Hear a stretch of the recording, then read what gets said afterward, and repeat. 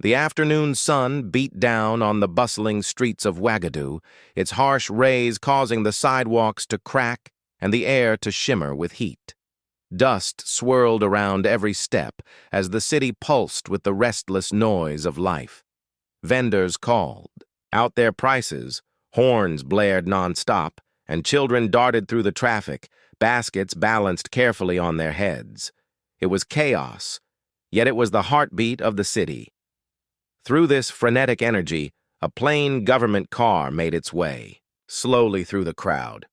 No sirens, no heavy convoy, just a driver, two aides, and President Ibrahim Traoré sitting calmly in the back seat. Ibrahim preferred it this way. Power, he believed, should never build walls between a leader and his people. He often reminded his staff that the true essence of leadership was understanding and connecting with the struggles of the everyday person. As the car paused at a crowded intersection, Ibrahim noticed a small figure weaving through the traffic. No older than 8, the child was pushing her way through the chaos, her faded dress barely holding together. One sandal hung loosely from her foot, while in her arms she balanced a tray of peanuts and candies, neatly arranged as if they were treasures.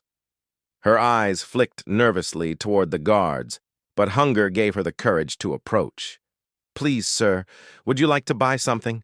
she asked timidly, her voice nearly lost in the cacophony of horns and shouting vendors.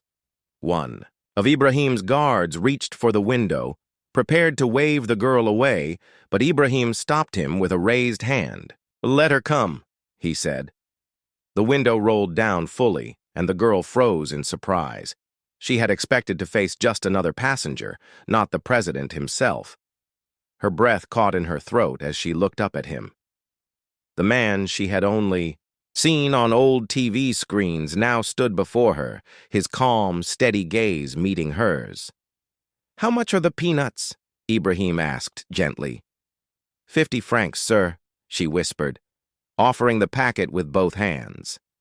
Ibrahim took it carefully then, without hesitation, slipped her a note worth 10 times the price. Her eyes widened in disbelief, her heart racing as gratitude and shock battled for control over her features. Before she could speak, Ibrahim leaned forward.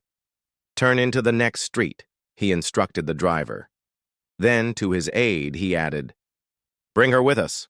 The guards exchanged uneasy glances. "Excellency, that's not protocol," one of them protested. "Protocol can wait," Ibrahim said firmly, his voice unwavering. "This child cannot." The girl clutched her tray tighter, unsure whether she should run or stay. Ibrahim's tone softened as he leaned closer. "Don't be afraid. I only want to talk to you." Her chest rose and fell quickly, her uncertainty palpable. But after a long moment, she climbed into the car. The cool air brushed against her skin, yet she remained stiff, as if unsure of whether she belonged in such a space. She placed the tray of peanuts carefully on her lap, as though letting go would somehow shatter her reality. Ibrahim leaned forward, lowering his voice. "What's your name?" Her lips moved slowly. "Awa," she said softly. "That's a beautiful name." Ibrahim smiled warmly. "How old are you?" "I'm 8, she replied, her voice barely audible. Ibrahim's eyes softened. 8 years old and already carrying the weight of an adult's responsibilities. "Do you sell peanuts every day?" he asked gently. She nodded, her eyes downcast. "Yes, sir. I must help my father." A silence fell between them, thick with unspoken words. Ibrahim allowed the moment to stretch, giving her space to gather her thoughts. Slowly, her story began to spill out. "My father, he used to drive a taxi," she murmured. "But after the accident, he can't move his legs. Mama is gone, so now it's just us.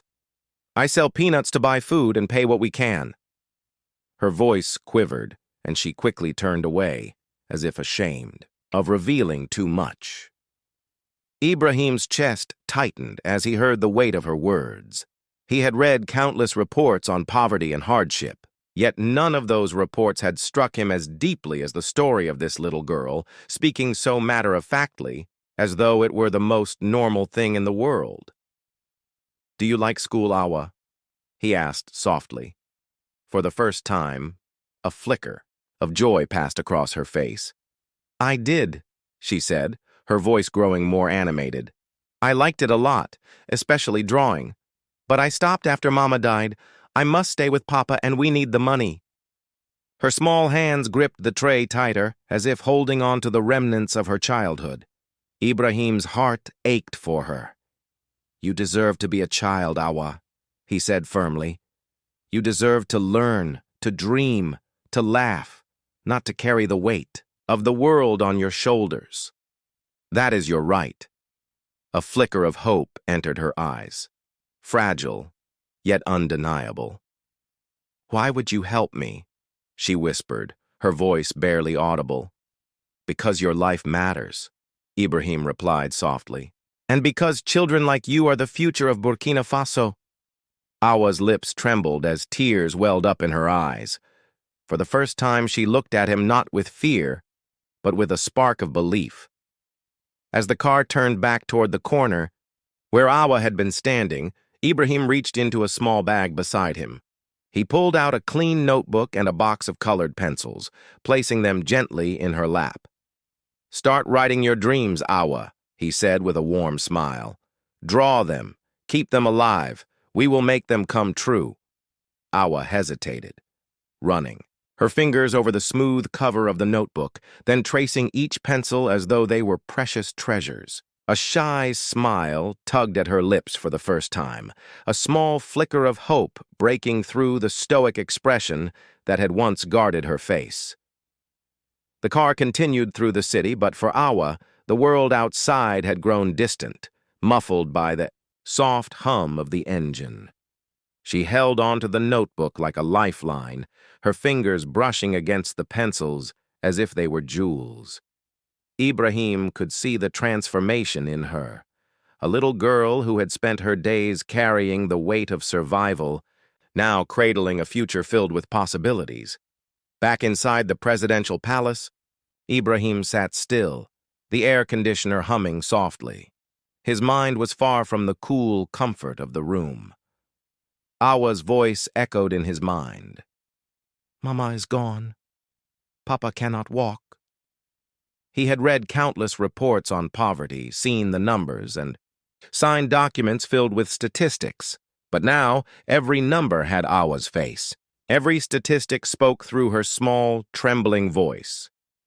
He had made a promise to Awa, a promise to help her reclaim her childhood, to give her the chance she deserved. But Ibrahim knew that promises alone would not be enough. It was time for action. That evening, Ibrahim called a meeting with his ministers. The long mahogany table gleamed under the chandelier, papers and folders spread out in front of each person. They expected another routine meeting, routine discussions about budgets and policies. But Ibrahim's voice cut through the room, firm and urgent. "Today, I met a child," he began slowly, his tone carrying the weight of everything he had seen that day. "Her name is Awa. She is 8 years old. She sells peanuts on the street because her mother has died, and her father cannot walk. She no longer goes to school. She is not alone. Thousands of children in our country live the same story. This must change. Not tomorrow, not next year. It must change now." The room fell, silent. Ministers shifted uncomfortably in their seats. One of them, a senior figure, spoke up cautiously. "Excellency, with all due respect, these issues are complicated. The budget is already stretched thin." Ibrahim's palm hit the table, not loud enough to be harsh, but firm enough to silence the man. His eyes swept across the room. "Do not give me excuses. I want truth. I want to know how many children are out of school and why. Not in 6 months, not in 3. I want answers in 2 weeks. And I don't want more paperwork. I want solutions." No one dared to argue. Ibrahim's voice carried a quiet but unshakable force, and his ministers understood that this was not just another routine briefing. This was an urgent call for change. 2 weeks later, stacks of reports filled Ibrahim's desk. The truth was heavier than he had imagined. Tens of thousands of children had either dropped out of school or had never seen the inside of a classroom at all. Many of them were working, on the streets, selling peanuts, maize, scrap, trying to survive.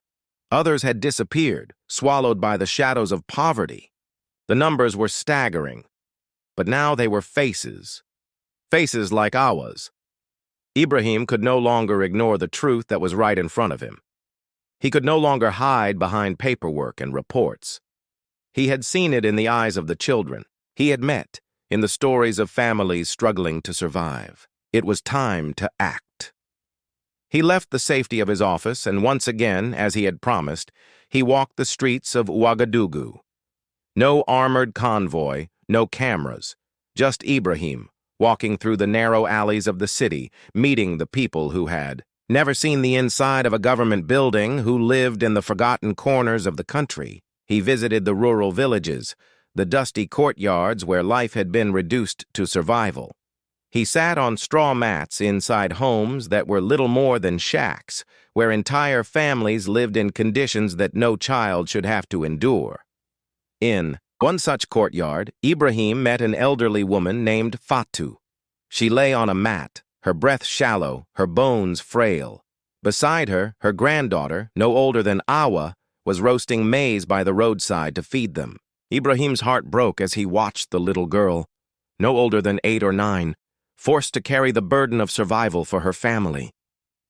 "Every day my heart breaks," Fatou whispered, her voice trembling. "She should be in school. But what choice do we have?" Ibrahim stood silently for a moment, the weight of her words pressing down on him. What choice do we have? The question echoed in his mind, a reminder of everything that was at stake. In that moment, Ibrahim understood. This wasn't just about education. This was about survival itself. Without access to education, these children would be lost, trapped in cycles of poverty that would be impossible to break. Back at the palace, Ibrahim called his ministers once again. This time his voice was no longer patient. It was urgent, unshakable. He had seen the truth with his own eyes, and now there could be no more delays.